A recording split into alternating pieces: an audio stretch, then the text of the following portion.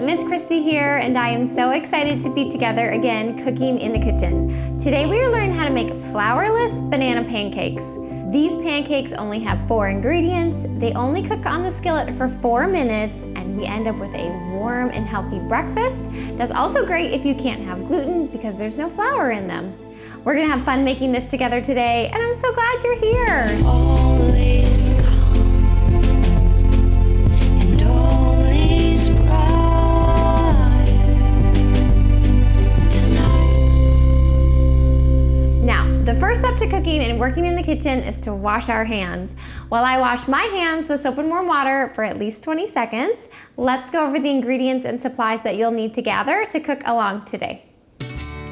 The ingredients you need are 1 large ripe banana, 2 eggs, 1/4 teaspoon vanilla extract, 1 tablespoon of maple syrup, and cooking spray. The supplies you'll need are a small mixing bowl, liquid measuring cup, 1/4 cup dry measuring cup,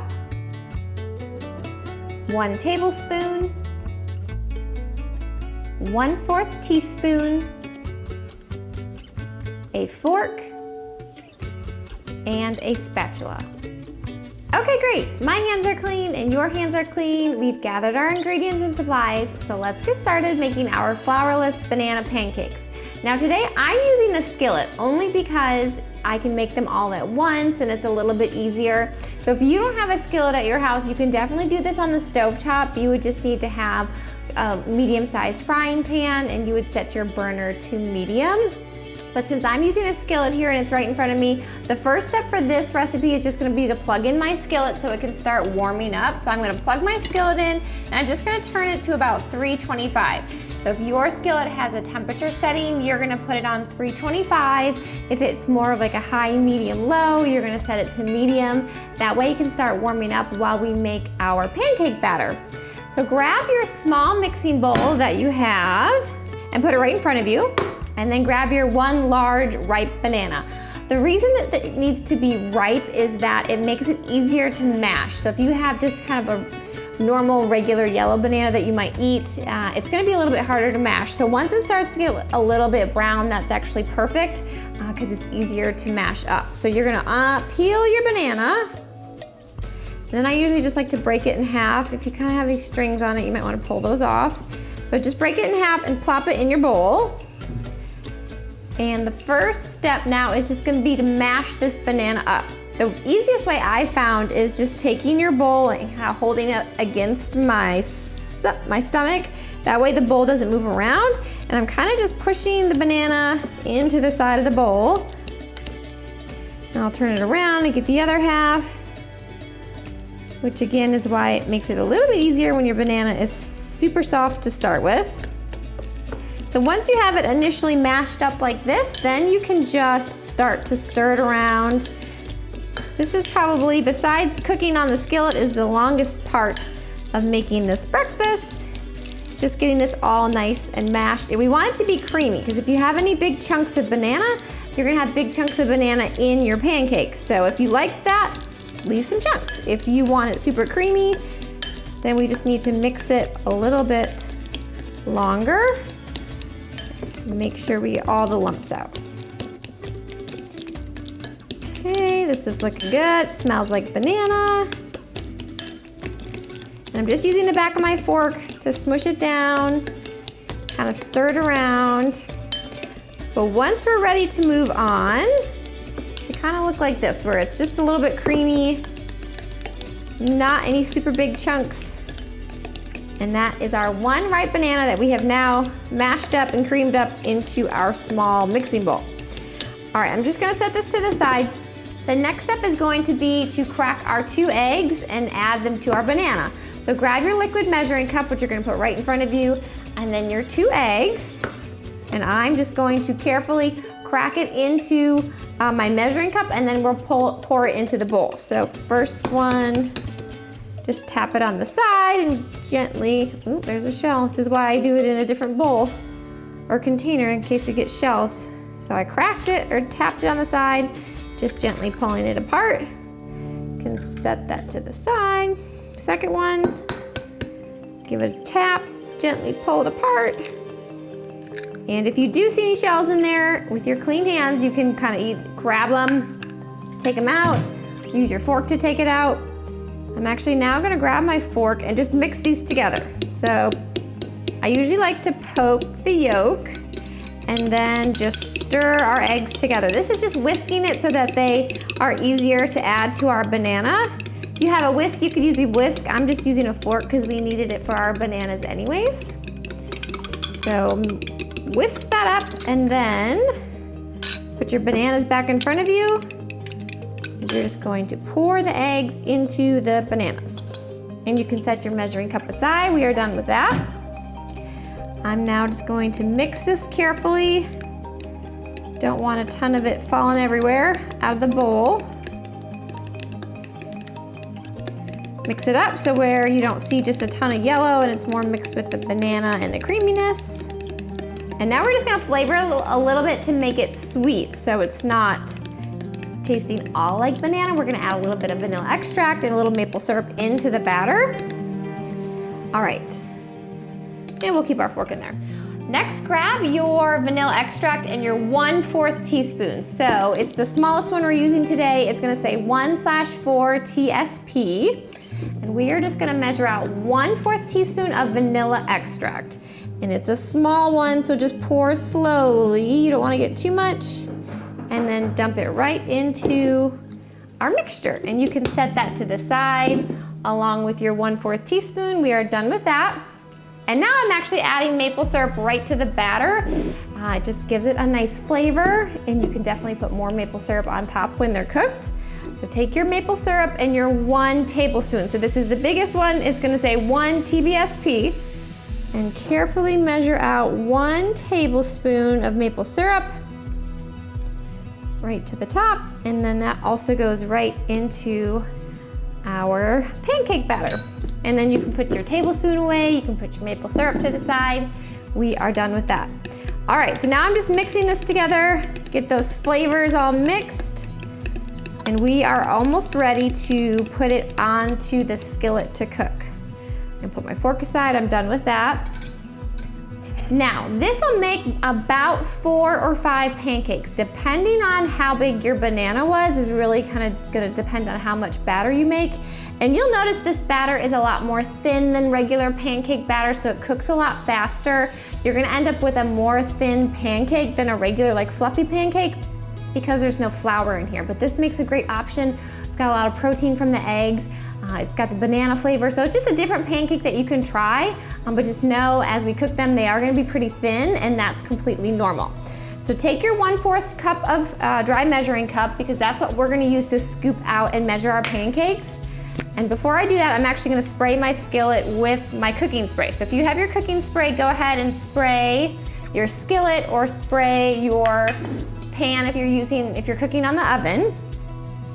And now, here comes the fun part. So I'm gonna move this out of the way and move my skillet a little bit closer to me.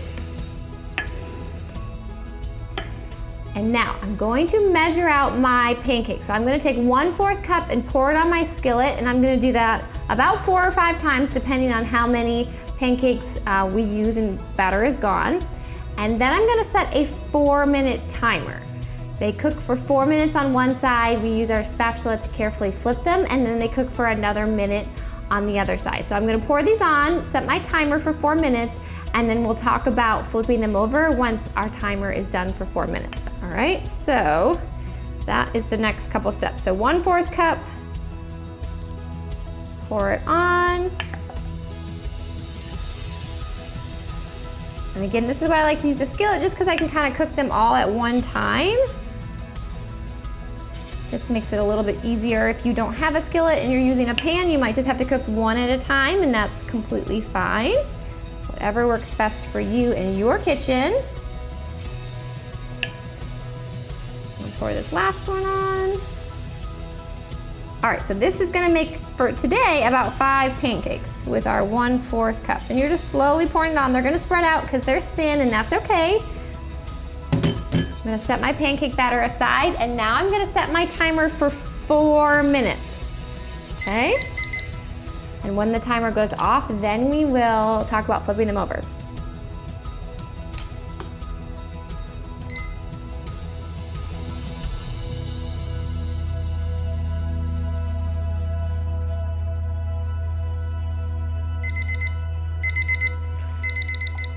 All right, friends, 4 minutes just went off, so I'm gonna move a little bit quickly and we're gonna get these flipped so they don't burn. But I'm gonna flip them all with my spatula, so I'm gonna grab my spatula and then carefully holding the part of my skillet that's not hot, and we're just gonna carefully flip them over and then set a 1-minute timer, and that's all they need until they're done. You'll kind of notice too, everyone's skillets and ovens might cook a little bit different, or stovetops might cook different. So when the edges start looking a little bit cooked and they're not runny, and you get a couple little bubbles, that's usually when it's ready to flip. And then you can kind of just pick up a side and look underneath your pancake and see if they look a little bit golden, then they're ready. But about 4 minutes is what should work in general. So I'm just gonna carefully flip them, and you just have to go slow. They are thin like we've been talking about, so they're a little bit more delicate than a fluffy pancake. But if you just get under one side and then kind of just drag it across and flip it over, you should not break them in half. But I can tell you, I've cooked these a few times and sometimes they break in half when I flip them over, and that's okay. They still taste good. Today we might get lucky. All right, so you can see they have like this nice golden color. They smell really good. I'm gonna set a 1-minute timer, and as soon as that's done, then we'll take them off and put them on our plate.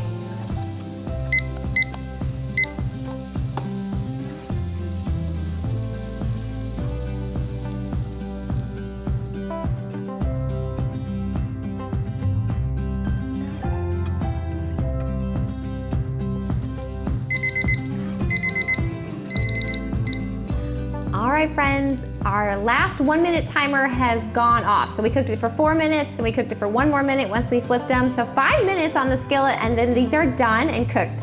I'm going to unplug my skillet, so that way it starts to cool down. Just grab a plate that you would have, and we're going to carefully scoop them onto our plate and off the skillet. That's the last step. I'm just holding my skillet, but not touching the top because it's very hot. And then I am just putting them on a plate, and they smell good. Like I said, they have the maple syrup in them already, and you can smell the banana and a little bit of vanilla from the vanilla extract. I will definitely be adding more maple syrup to the top of these when I eat them. But this is it. Again, they're a little bit more thin. They don't have flour, but makes them a good gluten-free option. They taste good. They have protein in them from the eggs, a little bit of sweetness from that banana and maple syrup, and it's just a great warm breakfast to try. So I do hope you try and make these, or try and make them again. And when you do, like I always say, let me know how it goes. Leave me a comment. Let me know if you have any questions. I love getting to hear from you. You can even send me a picture of how your flourless banana pancakes turned out. I'd love to get to see your creation, and then maybe we could share it next week. But speaking of next week, on next week's episode, which is episode 34, we are learning how to make ham and cheese sliders. These sandwiches only have 5 ingredients. They cook for just 5 minutes in the oven, and we end up with the perfect size small meal or snacks that we can learn to make for ourselves. In order to cook along and make ham and cheese sliders, these are the ingredients that you'll need to have in your kitchen for next week. 4 dinner rolls, 4 slices of deli ham, 1 slice of cheddar cheese, 4 pickle chips, and 4 teaspoons of yellow mustard. Well, friends, our time together today is almost over. I do hope you've enjoyed learning how to make these flourless banana pancakes. I know I had fun, and I already can't wait to cook together again next time. But before you say goodbye to this episode, make sure to click subscribe if you haven't already. You just have to click the little picture of me in the corner. That way you don't miss next week's episode. It'll be out on Friday, and I'll see you then. Bye, friends.